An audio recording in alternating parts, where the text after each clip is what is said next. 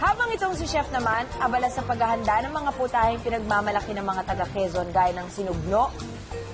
Sa totoo lang, para ako nag-aaral mulit na itong pinaka-brilliant na natutunan ko. Wow! Dahil simpleng-simple po, pero ang sarap po talaga.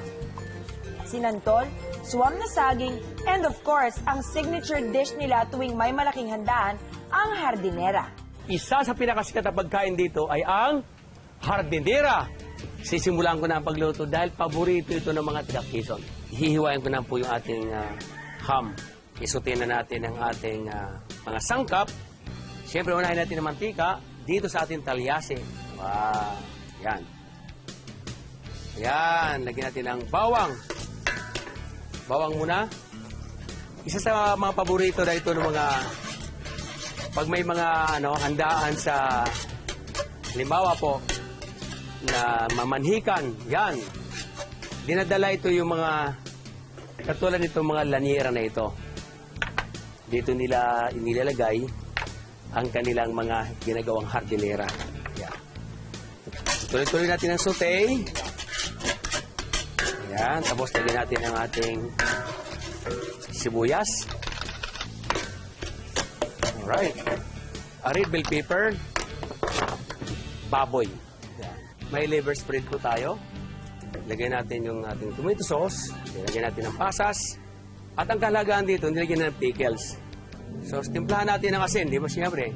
Asin. At paminta, siyempre. Hindi mo mawalang paminta. At para po palamigin natin ng bahagya.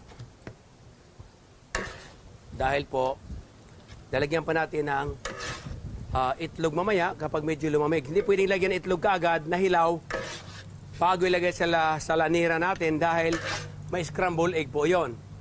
Hindi pwede. Ayan, no? Sarap. Manamis-namis. Ito po ang dahon ng saging. Inilagay natin sa laniera. Hiwaan lang natin.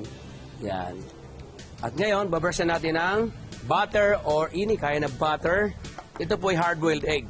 Tatawag natin. Lagyan natin ng bell pepper.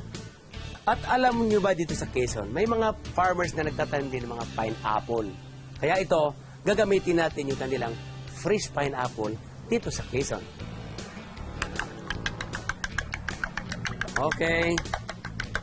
Kailangan teknik dito, lalagyan mo siya ng egg na binate para po masilyado po yung bawat hardinera. Yan. At yung dalawa naman na itlog ay ihahalo natin doon sa ating ginisa kanina na giniling na may ham. Yan. Ito po. Nako, cheese. Breadcrumbs o kaya itong tawagin biskutso, di ba? Para extender, para kumapit po yung ating giniling. Okay. So ngayon, ang gagawin natin, lalagyan natin ngayon ng ito sa ibabaw. Naku, exciting na ako dito.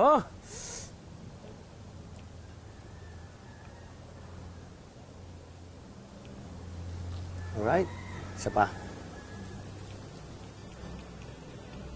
Ililibil natin ng mayos, isiksik ng konti para pagka tinanggal natin mamaya, hindi siya buwaghag.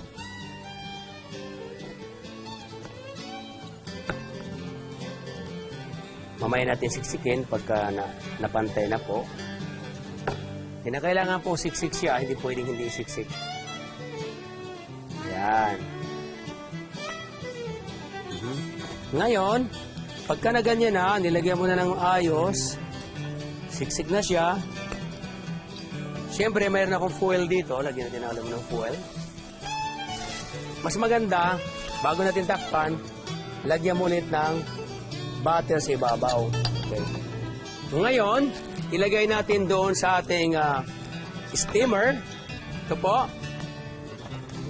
Woo! I-steam natin. Ayan, i-steam natin sa loob ng 30 minutos. Nako. Hintayin natin maluto ito at ready na. At sa pagdating ni Bitina, nako, tsak na magugustuhan niya ito. Ayan, nako, ito na yung ating hardinera. Alam kong excited na rin si Bitina, kaya ipiplating ko na. Baka dumating pa eh. Hindi pa handa. Pinalamig ko lang ng konti. Ayan po, luto na ha. Ayan po. Ayun, nako, ganda. Ngayon, hiwain ko yung dalawa. Ang isang buo ay ilalagay ko roon. Ganda. Perfect! Ganda! Naku, Bitina, ito na yung ating hardinera.